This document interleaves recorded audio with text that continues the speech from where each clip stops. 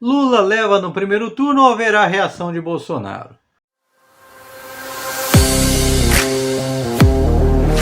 Que a paz esteja com você.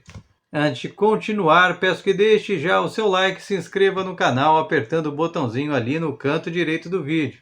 É rapidinho e você receberá de graça em primeiríssima mão aviso sobre as novas informações que os políticos querem de todo jeito esconder de você.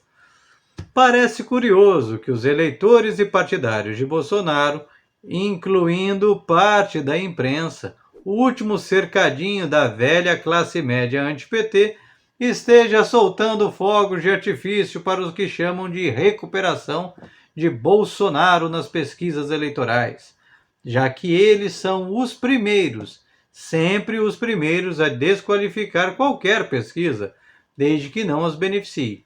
Aí já vale. Digo isso porque a pesquisa eleitoral não se avalia tão somente pela mais recente, mas pela curva de ascendência ou descendência, ou seja, quem sobe, quem desce e quem fica no mesmo patamar numa linha de tempo. E aí, as coisas estão muito boas para o Lula e péssimas para o Bolsonaro. O que claramente se observa, levando em consideração os levantamentos presenciais, aquelas pesquisas que realmente reduzem as margens de erro, desde o ano passado, que você pode conferir enquanto eu falo, e que confirmam que Lula consolidou metade dos votos válidos. Ou seja, metade do eleitorado está praticamente fechada com Lula e dificilmente voltará atrás em sua intenção. Sim, porque ao contrário do que a grande imprensa não mostra para você, o que vale são os votos dados a candidatos. Nulos e brancos saem da conta, e em todo levantamento, a soma dos potenciais votos dos adversários empata com a expectativa consolidada de votos em Lula. Isso facilita demais a vida de Lula na eleição, porque para vencê-la já no primeiro turno, bastaria ter metade dos votos mais um fato bastante notável em se confirmar, porque seria a primeira vez que Lula venceria no primeiro turno. Esse estudo, inclusive, foi publicado pela revista Veja, de cunho claramente bolsonarista e antipetista.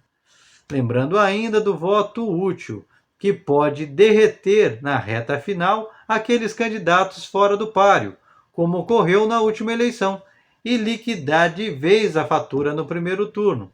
Basta, por exemplo, que 1% dos eleitores que hoje estão com Ciro voltem para Lula ou que metade dos votos de Janones, que tende a desistir no meio do caminho, venham para o Lula. Mas então, onde estaria o crescimento de 5% de Bolsonaro detectado pelas pesquisas?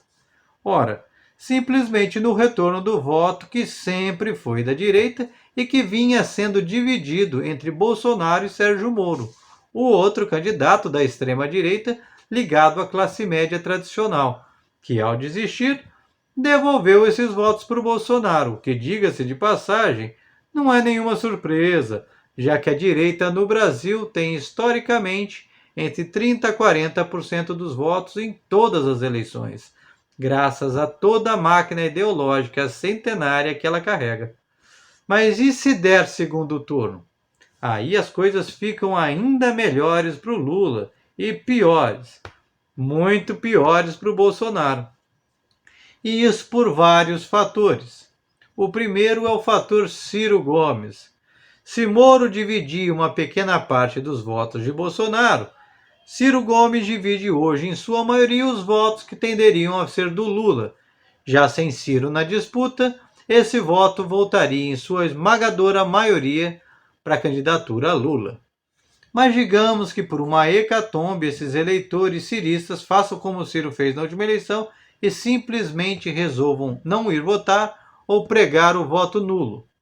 Também ficava muito bom para o Lula, porque a diferença entre Lula e Bolsonaro é tão grande que o restante dos votos hoje esparramados entre os nanicos como Dória, mesmo se todos fossem para Bolsonaro, o que é muito improvável, não chegariam nem perto de encostar em Lula.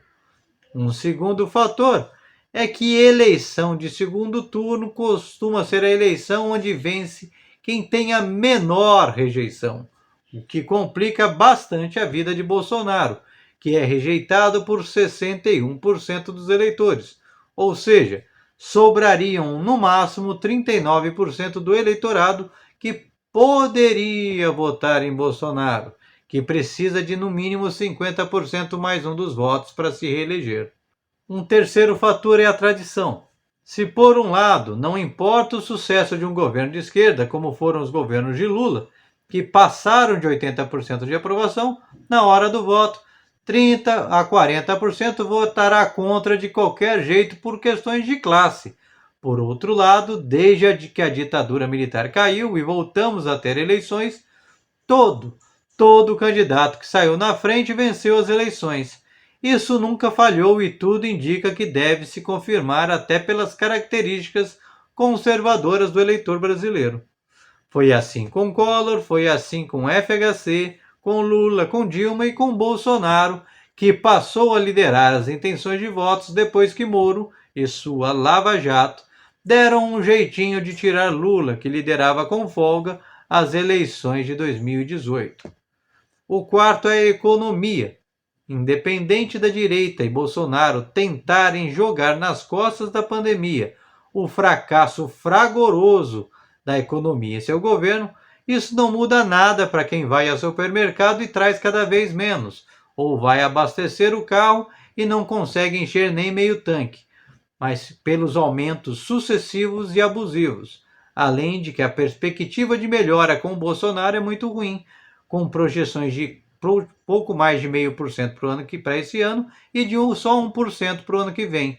Ambas anos sem pandemia, como o primeiro ano de Bolsonaro, que também foi um grande fiasco.